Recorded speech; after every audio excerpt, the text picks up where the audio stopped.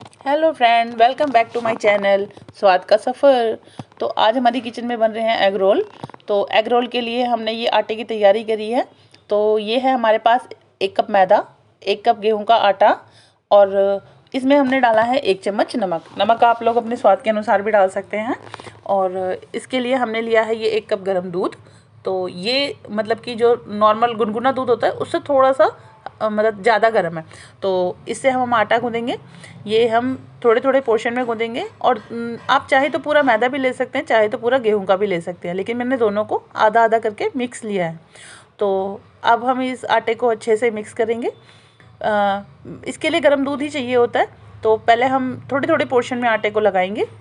ये देखिए, अच्छे से मथेंगे आटे को। थोड़े थोड़े पोर्शन में ही हमें दूध को भी ऐड करना है, एक साथ हम सारा दूध नहीं डालेंगे। बस इसी तरीके से हमने ये सारा आटा लगाना है।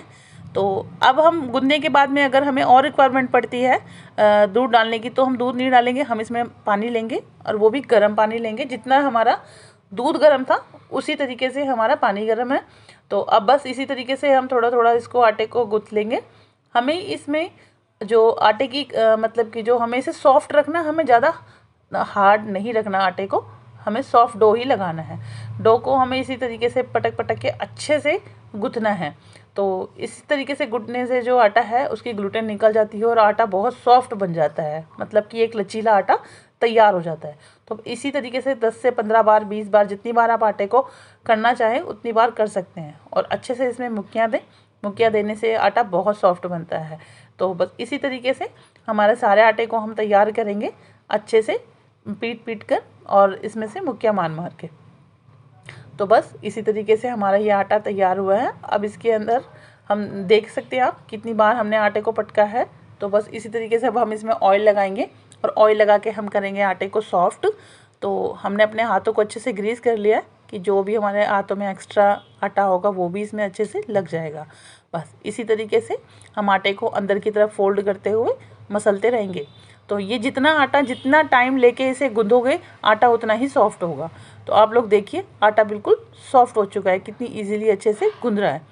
तो अब इसी तरीके से हम इस आटे को मतलब कि इसमें से जितना पोर्शन हमने बनाना है अपने आटे के लिए हम ले लेंगे। आप देखिए, आटे में एक भी क्रैक्स नहीं है। आटा कितना सॉफ्ट हो चुका है, एकदम स्मूथ बन चुका है। तो आप चाहे तो इसे रेस्ट पे भी रख सकते हैं, पर हमारे पास रेस्ट के लिए टाइम नहीं था तो इसलिए हमने रखा नहीं। हमें इसमें सिर्फ 1.25 कप के आसपास पानी और दूध दोनों को मिलाकर लगा है। बस हमने 2 कप लिया था जिसमें से हमें 1.25 कप यूज़ हुआ है। इसी में हमारे लिए हमारा आटा अच्छे से गुंज चुका है। तो अब हम इसके जो हमें रोल बनाने हैं उसके लिए हम इसमें से रोल बना के रख देते हैं। तो इतने पोर्शन में हम देखते हैं कितने रोल्स बनते हैं। हमारे इतने पोर्शन में ये 8 रोल बने हैं। आप लोग मोटा पतला भी कर सकते हो, लेकिन जो रोल होते हैं वो थोड़े बड़े और मोटे ही होते हैं, तो इसलिए हमने थोड़ा सा आटे को मतलब कि मोटा लिया है। और अब इसको हम अच्छे से फोल्ड करेंगे। हम एक लोई बना के दिखा रहे हैं आपको। इसी तरीके से अंदर की तरफ आटे को फोल्ड कर करके अच्छे से रोल बना लेने हैं और उसको अच्छे से राउंड करके जैसे हम लोइयाँ बनाते हैं उसी तरीके से, बिल्कुल भी इसमें क्रैक नहीं आने चाहिए। तो अब हम हाथ को अच्छे से ग्रीस करेंगे और आटे को अच्छे से ग्रीस करके नीचे रख देंगे। इसी तरीके से हम बाकी के भी रोल जो है वो बना लेते हैं। तो ये 8 हैं, देखिए 8 के 8 हमने तैयार कर लिए हैं।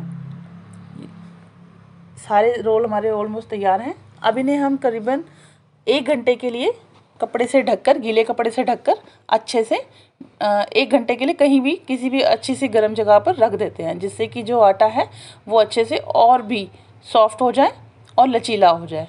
तो करीबन 1 घंटे के लिए हमने अपने आटे को रख दिया है।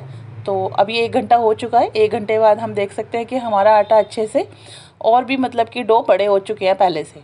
तो अभी हमने इसमें परमिट के लिए कुछ भी नहीं डाला है, लेकिन उसके बावजूद भी आटा हमारा अच्छे से परमिट हो चुका है, मतलब कि अच्छे से फूल गया है।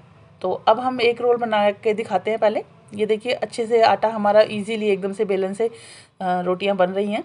तो इसी तरीके से इसको हम जितना बड़ा आप करना चाहें उतना बड़ा बना सकते हैं, क्योंकि रोल बहुत बड़े होते हैं।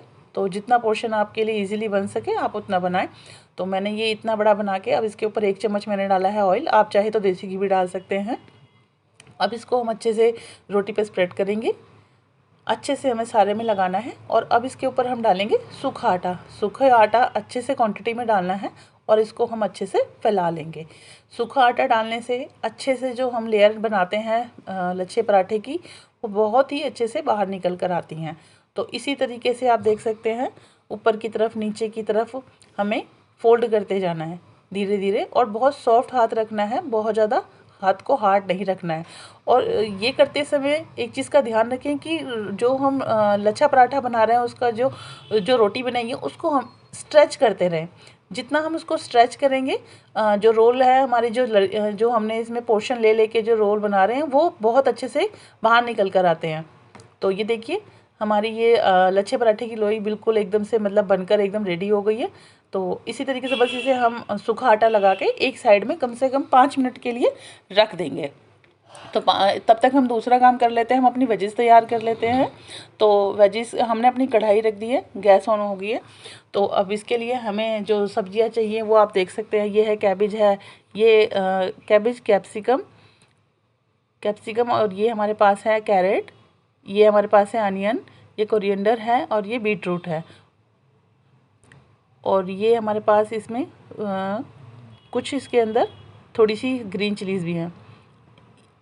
और वेजिस में आप जो भी आप वेजिस पसंद करते हैं आप वो सारी वेजिस ऐड कर सकते हैं, बट इसमें कंपल्सरी होता है कि कैप्सिकम और कैबेज ये तो होना ही चाहिए।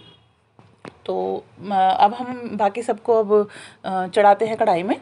तो इसके लिए सबसे पहले हम ऑयल डालेंगे। कढ़ाई हमारी गर्म हो चुकी है, तो हम इसके अंदर डालेंगे करीबन 1.5 कड़छी ऑयल। तो 1 चम्मच हम डाल चुके हैं भर के। अब आधा चम्मच हम इसके अंदर, अगर आपको लगता है कि रिक्वायरमेंट है तो आप आधी और डाल सकते हैं। तो मैंने 1.5 कड़छी भर के इसके अंदर ऑयल डाल दिया है। तो ये ऑयल को हमें बहुत ज़्यादा गर्म नहीं करना होता है, और इसमें हमें कोई जीरा या गरम मसाला या कुछ भी नहीं ऐड करना होता है। तो अब ये हल्का सा वार्म हो चुका है। अब इसके अंदर हम अपनी जो जितनी भी वेजीज़ हैं वो सारी फोल्ड कर देंगे।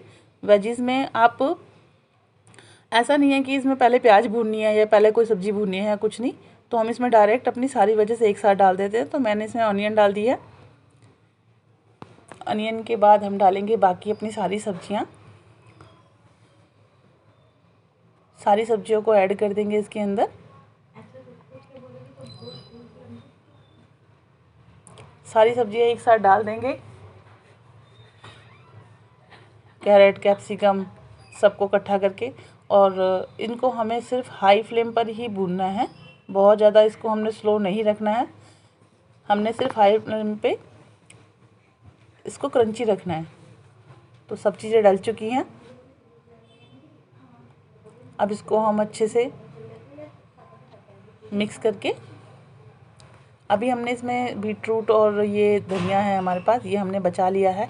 इसे हम बाद में, आप जब एग रोल बनाएंगे तो उसके बीच में ऐड करने के लिए रख दिया है, क्योंकि जब हम इसे कच्चा खाते हैं तो मतलब बीटरूट तो ज़्यादातर कच्चा ही खाना चाहिए।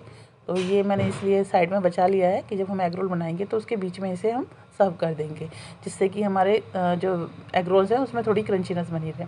तो हमें सब्जियों को भी बहुत ज़्यादा पकाना नहीं है, इनको भी हमने हाई फ्लेम पे बस इसी तरीके से टोस्ट कर दे। मेरे पास फॉर्क नहीं है, मैं कढ़ाई में बना रही हूँ, अगर आप बनाना चाहें तो फॉर्क पे भी बना सकते हैं। तो बस इसी तरीके से इनको हिलाएंगे हाई फ्लेम पे, बस नीचे ना लगे इस चीज़ का ध्यान रखें, क्योंकि हाई फ्लेम है।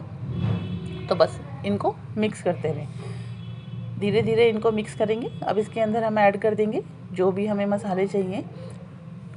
ज़्यादा इसके अंदर मसाले नहीं जाते हैं, बस इसके अंदर कुछ गिने चुने मसाले जाते हैं। ये हमने नमक डाला है, ये हमने 1 चम्मच भर के नमक डाला है इसमें। आप लोग अपने स्वाद के अनुसार कम या ज़्यादा भी कर सकते हैं। अब नमक के बाद अब इसमें हम डालेंगे थोड़ी सी लाल मिर्ची। ये लाल मिर्ची मैंने अपने स्वाद के अनुसार डाली है, क्योंकि हम लोग थोड़ा तीखा खाते हैं। अगर आप लोग तीखा पसंद नहीं करते हैं तो रेड चिल्ली को स्किप कर सकते हैं।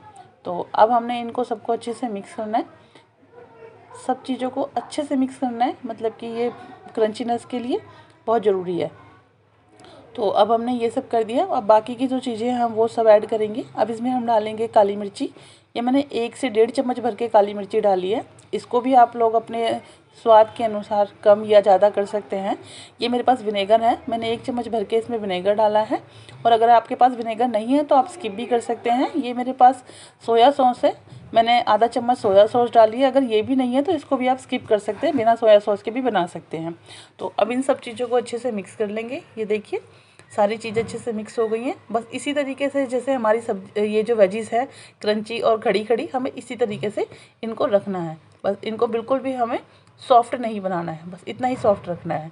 तो अब हमारी सब्ज़ी हो गई है बिल्कुल तैयार। अब इसके अंदर हम डालेंगे 1 चम्मच भर के केचप। केचप डालना भी ऑप्शनली है, तो आप चाहे तो बाद में भी केचप को फोल्ड कर सकते हैं as a egg roll, but मैंने इसमें ऐड कर दिया। तो अब इसको बस ये हमारी देख सकते हैं वेजीज़ हो गई है रेडी। बस इनको इसी तरीके से रखना है। तो अब हम कढ़ाई को रखेंगे साइड में। ये हमारी वेजीज़ रेडी है। तो अब हम बनाते हैं पराठा। तो ये है रोल। अब हम इस रोल को जो हमने रखे थे 5 मिनट के लिए, तो बस इसको हम बनाएंगे। आटा लगा के हल्के हल्के हाथों से इसे हम अच्छे से बेलते चले जाएंगे। जितना आप इसको बड़ा, छोटा, लंबा, मोटा, पतला करना चाहते हैं वो आपकी मर्ज़ी है। तो इसको थोड़ा मोटा ही रखें और जितना हो सकता है बड़ा बनाएं। तो ये देखिए मेरा रोल अच्छे से, क्योंकि ये आटा सही लगा है तो इसलिए रोल भी बहुत सॉफ्टली अच्छे से फैल रहा है। देखिए सारा रोल अच्छे से बन चुका है, अच्छे से फैल चुका है। तो अभी हम इसे रखेंगे तवे पर। तवा हमारा अच्छे से गर्म हो चुका है। अब इसे हम अपने तवे पे डाल देंगे। तवे पे डालकर इसको अच्छे से हम सेकेंगे एक साइड से। अब इसे हम दूसरी साइड से, देखिए दूसरी साइड हमने ये पलट दिया है। अब इस पर हम लगाएंगे ऑयल। ऑयल बहुत ज़्यादा नहीं लगाना है, इसमें हमें सिर्फ हल्का सा ऑयल लगाना होता है, मतलब करीबन आधी चम्मच बस। इसी तरीके से ऑयल हमें दूसरी तरफ भी लगाना होता है, दूसरी तरफ भी बस हम इसी तरीके से थोड़ा सा ऑयल लगाएंगे और हाई फ्लेम पे इसको पराठे को पका लेंगे। इस चीज़ का ध्यान रखें कि हाई फ्लेम है तो पराठा जले ना, बस। और इसको अच्छी तरीके से दबा दबा कर हम पराठे को अच्छे से क्रंची कर लेंगे। मतलब क्रंची इतना जितना आपको क्रंची चाहिए। कई लोग सॉफ्ट पसंद करते हैं, कई लोग क्रंची पसंद नहीं करते हैं, तो वो अपनी पसंद से आप लोग क्रंची या सॉफ्ट कर सकते हैं। तो मैंने इसको अच्छी तरीके से क्रंची कर लिया है। ये देखिए बहुत ज़्यादा सॉफ्ट भी नहीं है, बहुत क्रंची भी नहीं है, बस इसी तरीके से मुझे चाहिए। तो अब हम करेंगे ऑमलेट की तैयारी। तो उसके लिए मैंने गरम तवे पे जिस पे पराठे बनाए थे उसी पे मैंने क्या कहते हैं ऑयल डाल दिया है। ये मैंने करीबन 1-1.5 चम्मच ऑयल डाला है। तो अब हम ये 2 अंडे हैं, इनको हमने अच्छे से फेंट लिया है और अंडों को अच्छे से फेंटना बहुत ज़रूरी है। तो अब इसके अंदर हम डालेंगे थोड़ा सा नमक और थोड़ी सी लाल मिर्ची। ये चीज़ें भी आप लोग अपने स्वाद के अनुसार कम ज़्यादा कर सकते हैं, जितनी आपको सही लगती है। तो बस इनको अच्छे से फेंटना बहुत ज़रूरी है। तो फेंटने के बाद अब इसको हम फोल्ड कर देंगे तवे के ऊपर। जितना बड़ा तवा होगा, ये मेरे पास नॉनस्टिक तवा है, आपके पास जो हो आप उसमें बना सकते हैं। नॉनस्टिक तवे पे ये होता है कि ये चिपकते नहीं हैं बस। तो मैंने ये अच्छे से इस पर फोल्ड कर दिया। अब इसको हम हाई फ्लेम पे पकाएंगे 1 मिनट के लिए करीबन। और नॉर्मली एग ऑमलेट बनाना सभी को आता है, तो इसमें कोई वो नहीं है, बस इसको किस तरीके से रोल बनाना है वो चीज़ देखते हैं। तो ये देखिए एक साइड से अच्छे से जब ये पक जाए, सिर्फ इसमें थोड़ी बहुत कमी रहती है जब कि हमें अब ये पोर्शन पलटना है, तो पलटना नहीं है, सिर्फ उसी पोर्शन को पलटने से पहले ही हमें इसे एग रोल का रूप देना होता है। बस इसे उस टाइम पर हमें इसे एग रोल बना देना होता है। तो जो अब ये देखिए ये हमारा अच्छे से एक तरफ से पूरा पक चुका है। तो दूसरी साइड पे अब हम इस पे रखेंगे अपना रोल। जो जिस साइड से आपको लगे कि ज़्यादा क्रंची है उस साइड को हम अंदर की साइड रखेंगे, और जो आपको लगे थोड़ा सॉफ्ट है उसे हम बाहर की साइड रखेंगे। तो ये हमने रख दिया है। एक साइड जो हमारी थोड़ी सॉफ्ट है उसे हमने ऊपर की तरफ रखा है, क्योंकि अभी हम इसे जब पलटेंगे तो ये तभी अभी दोबारा भी फिर सीखेगा। तो फ्रेंड इस टाइम थोड़ी जल्दी थी तो मैंने इसलिए जल्दी जल्दी में बनाया है, तो इसलिए मेरा एग टूट गया है ये। तो आप लोग इसको मतलब कि किसी भी तरीके से बना सकते हैं। तो ये मेरा एग रोल ऑलमोस्ट पूरा बनके तैयार है। अब इसमें हम जो बाकी की वेजीज़ वगैरह है वो सब डाल के इसको रेडी करेंगे। तो अब देखिए पूरी अच्छी तरीके से एकदम परफेक्ट रोल बन चुका है। मैंने 2 अंडे का बनाया, आप चाहे तो 1 अंडे का भी बना सकते हैं और चाहे तो 2 का भी बना सकते हैं। ये मेरी वेजीज़ हैं। अब इन वेजीज़ को इसके अंदर अच्छे से डाल देंगे। आप जिस हिसाब से खाना चाहते हैं, वेजीज़ कम या ज़्यादा, वो आप लोग अपने हिसाब से कर सकते हैं। तो ये हमारा अब इसके अंदर हम बाकी का जो सामान है वो डालेंगे। जैसे कि हमारे पास है ये बीट रूट जो मैंने बचाई थी, ये कुछ हरा धनिया कटा हुआ बारीक, और इसके बाद हम इसके अंदर डालेंगे अपनी इसके अंदर हम डालेंगे ये अपनी हरी चटनी। ये घर की बनी हुई हरी चटनी है। इसके बाद हम इसके अंदर अब डालेंगे अपना क्या बोलते हैं केचप। वैसे तो हमने उसमें भी डाला था, पर जितना आपको केचप जैसा पसंद हो, अगर पसंद है तो डालिए, नहीं पसंद है तो आप ना डालें, स्किप भी कर सकते हैं। अब इसके अंदर हम अपनी फोल्ड करेंगे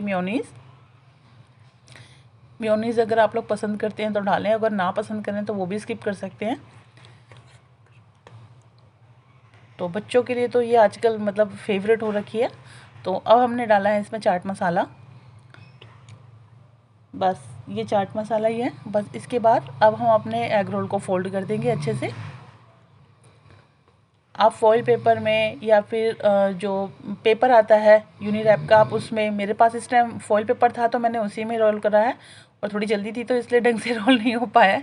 आप लोग इस रोल को अपने हिसाब से अच्छे से रोल कर सकते हैं। तो ये मेरा एग रोल बनकर तैयार है। फ्रेंड, जो लोग एग रोल नहीं खाते हैं वो एग को स्किप करके सेम वेजिस के साथ में अपना वेज रोल बना सकते हैं। तो अब आप लोग प्लीज़ मेरे इस वीडियोस को देखें और अपने घर पे ज़रूर ट्राई करें। ये बहुत सिंपल है, और प्लीज़ हमें लाइक, शेयर और कमेंट्स करें, और हमारी नई वीडियोस आपके पास पहुँचे उसके लिए बेल आइकन बटन को दबाएं।